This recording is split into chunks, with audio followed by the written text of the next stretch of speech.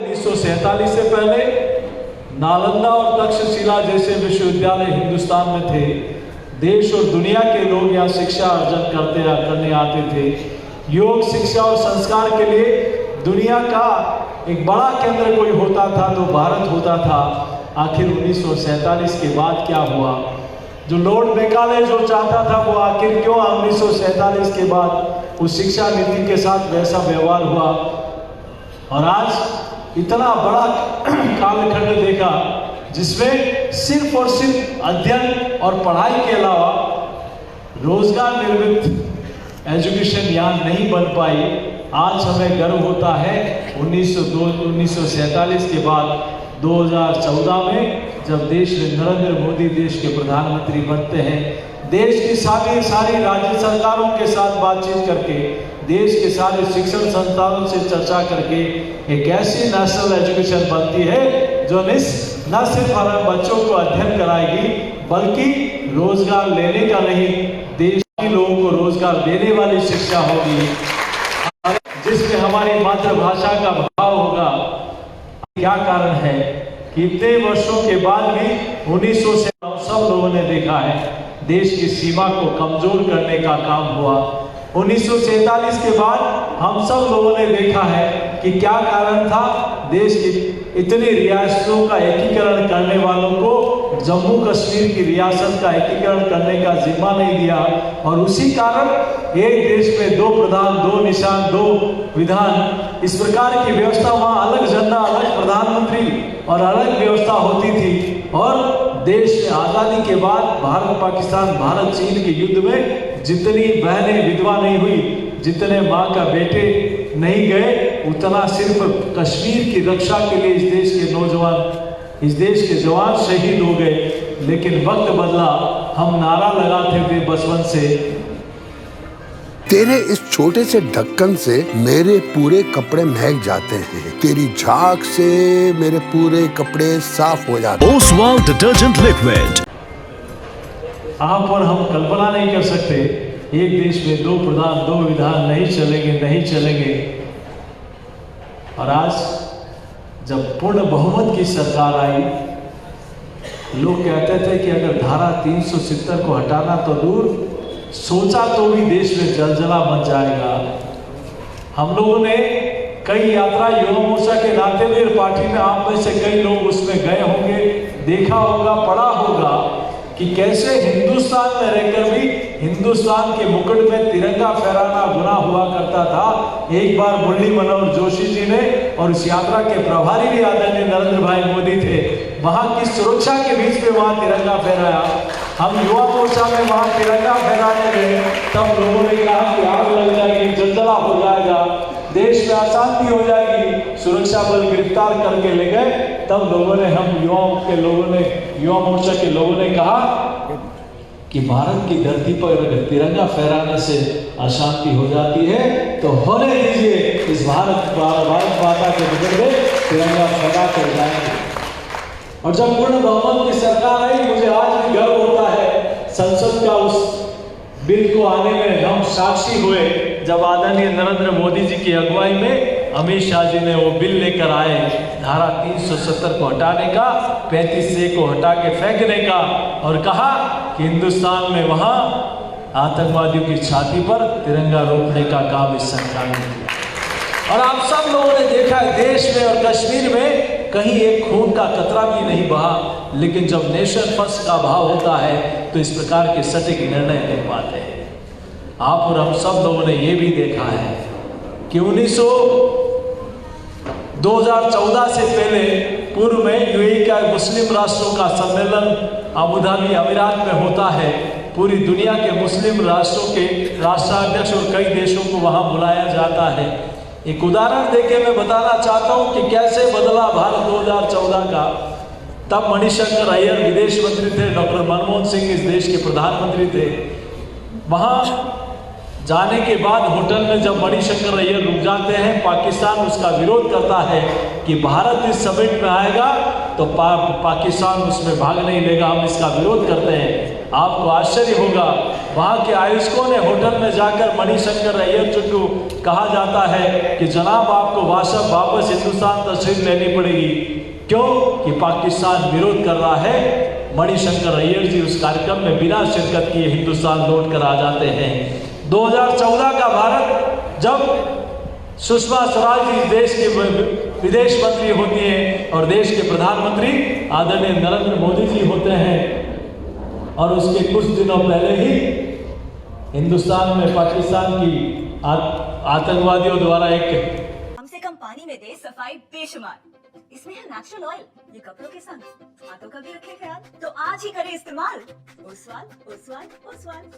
ओसवाल, हर रिश्ते का रखे ख्याल।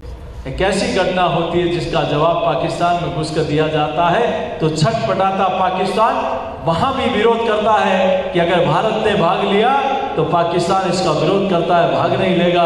तो आपको आश्चर्य होगा, आयोजकों का जवाब था, मुस्लिम राष्ट्रों का मुस्लिम कंट्री में सम्मेलन, वहां के आयोजकों ने कहा कि आपको इस कार्यक्रम में भाग लेना है तो लइए, नहीं तो आप जा सकते हैं इस कार्यक्रम में। भारत न सिर्फ भाग लेगा बल्कि इस कार्यक्रम की अध्यक्षता भी हिंदुस्तान करेगा, सुषमा स्वराज जी करेंगे। ये बदलता भारत दुनिया में पहले किस दृष्टि से भारत को देखा जाता था, आज 2014 के बाद, चूंकि ये तो बहुत बड़ी मार्बल मंडी है, यहाँ के कई लोग देश में दुनिया में यहाँ व्यवसाय करने के लिए आते हैं और जाते हैं। कैसे 2014 के बाद भारत के पासपोर्ट की महत्ता पूरी दुनिया में बढ़ी है। आज लोग कहते हैं, पहले है दृष्टि से देखते थे, आज कहते हैं आप इंडियन हैं, आप मोदी के देश से हैं। ये गर्व हम सब लोगों को पूरे देश में। जहां टेररिज्म की बात है, किस प्रकार की घटनाएं 2014 से पहले देश भर में होती थी, अनेक घटनाएं, सीरियल बम ब्लास्ट, कई प्रकार की घटनाएं होती थी, खुलेआम आतंकवादी इस देश में घुमा करते थे। 2014 के बाद दो घटनाएं हुई, वो भी हड़बड़ाहट और छटपटाहट और तड़पन के बाद कि कहीं उनका बस नहीं चल रहा है, तब हमारे सैनिकों के ऊपर कायराना हमला किया। पर वो देश भर में एक वातावरण बना, क्या हुआ, अब क्या होगा, मोदी जी क्या कर रहे हैं, मोदी जी कब करेंगे, मोदी जी क्या करेंगे। लेकिन गुस्सा भी था, लेकिन मन में विश्वास भी था कि दिल्ली की कुर्सी पर नरेंद्र मोदी जी हैं, इनका जवाब भी होगा और तगड़ा जवाब होगा। आप देखिए कि किस प्रकार से हमारी सेना, हम सोते हैं और सो के सुबह उठते नहीं हैं, उससे पहले आतंकवादियों के घर में पाकिस्तान में घुसकर आतंकवादियों की कब्र बनाकर हमारे सैनिक सकुशल वापस हिंदुस्तान लौट के आ जाते हैं। और हमारा देश का प्रधान एक मिनट रात भर सोता नहीं है, हमारे सैनिकों की हौसला अफजाई के लिए वार रूम में एक एक पल, एक एक क्षण, एक एक एक्शन का वो बराबर उसकी देखरेख मॉनिटरिंग करते हैं। तब हम सब लोगों को गर्व होता है। हमें गर्व होता है इस बात का भी कि 1947 के बाद जब चाइना हिंदुस्तान की कई किलोमीटर जमीन पर कब्जा कर लेता है, अब जब संसद में बहस चलती है, नेहरू जी उस देश के प्रधानमंत्री हुआ करते थे, तब महावीर त्यागी सांसद त्यागी जी हुआ करते थे। उन्होंने सरकार से जवाब मांगा कि चाइना ने इतने वर्ग किलोमीटर जमीन पर कब्जा कर लिया, सरकार क्या कर रही है। तब उस समय प्रधानमंत्री नेहरू जी ने कहा, ओसवाल फूल झाड़ू, शादी और ये दोनों ही लंबे चलेंगे। ओसवाल फूल झाड़ू, ओसवाल, हर रिश्ते का रखे ख्याल। कि वो बंजर भूमि हमारे किसी काम की नहीं। त्यागी जी भी लगभग मेरे जैसे थे, उनके भी सर पे बाल नहीं थे, सर पे टोपी, सर से टोपी उतारी और कहा कि अगर मेरे सर पे भी बाल नहीं है तो क्या इस गर्दन को काट के फेंक देंगे क्या। उनका जवाब देकर पूरा सदन और संसद सन्न रह गया। लेकिन 2014 के बाद का बदलता भारत देखिए, गोलवान घाटी में जब चाइना घुस जाता है तो वहां हमारे सैनिक उसको पूरी ताकत के साथ उनको पछाड़ कर वापस चाइना में घुसा देते हैं और उनको करारा जवाब देते हैं। आप 2014 से पूर्व में अरुणाचल में एक तवांग जिला है जो भारत पाकिस्तान के बॉर्डर पे, चाइना के बॉर्डर पे होता है। उस समय के प्रधानमंत्री डॉक्टर मनमोहन सिंह जी वहां जाते हैं। 2 दिन की यात्रा पर अरुणाचल जाते हैं। 1 दिन की यात्रा करने के बाद दूसरे दिन उनका तवांग जिले में दौरा होता है और रात को 1 दिन की यात्रा के बाद चाइना के राजदूत का मैसेज आता है, डॉक्टर मनमोहन सिंह जी दिल्ली लौट जाइए, अगर आप तवांग गए तो ठीक नहीं होगा। रात को ही बोरी बिस्तर बांधकर डॉक्टर मनमोहन सिंह जी दिल्ली लौट कर आ जाते हैं। उस अरुणाचल में, उस बॉर्डर पे, उस पूरे बॉर्डर एरियाज में जहां कोई भी निर्माण नहीं करने की हिम्मत भारत की हुआ करती थी, आज वहां भारतमाला के तहत शानदार हाईवेज भी बन रहे हैं, रेलवे भी पहुंच रही है और हमारे विमान के लिए फाइटर प्लेन के उतरने के लिए व्यवस्था भी, एयरपोर्ट्स भी बन रहे हैं। आज हम देखें तो पूर्वी राज्यों में, पूर्वोत्तर राज्यों में बहुत बड़ा डेवलपमेंट इस प्रकार से हो रहा है। अगर मोदी जी की सरकार नहीं आती, आप कल्पना करिए, मैं ईमानदारी से कह रहा हूँ, उन राज्यों में धीरे धीरे धीरे धीरे भारत से दूर होते जा रहे थे। मैं विषय कई है पुरानी और नई बातों को करने के, लेकिन मैं ज़्यादा लंबी चौड़ी आपके बीच में बात नहीं करूँगा। मैं सिर्फ इतना कहूँगा कि आज आखिर क्या कारण है जो काम 60 वर्ष में नहीं हो पाए, जो आज दुनिया की बात पर हम अनुसरण करते थे, आज वक्त बदला है। आज भारत क्या कहने वाला है, भारत के प्रधानमंत्री क्या कहने वाले हैं, ये दुनिया इंतजार करती है। ये वक्त बदला है। 2014 से पहले देश में कहीं भी तिरंगे का अपमान हो जाता था, तिरंगे को जला दिया जाता था। कुछ लोग इस प्रकार की हरकतें करते थे, लेकिन 2014 के बाद रूस और यूक्रेन के युद्ध में आप और हम सब लोगों ने देखा है, दो दुश्मन राष्ट्र एक दूसरे पर बमबारी कर रहे हैं। भारत के प्रधानमंत्री जी का फोन जाता है कि मेरे 20,000 बच्चे वापस हिंदुस्तान सुरक्षित लौट कर आने चाहिए, और तिरंगा लगी हुई गाड़ियां जब निकलती है तो दोनों देश बमबारी बंद कर देते हैं और हिंदुस्तान के 30,000 बच्चे तब हमें लगता है कि हमारा देश बदल रहा है, भारत फिर से विश्व गुरु बनने की ओर बढ़ रहा है।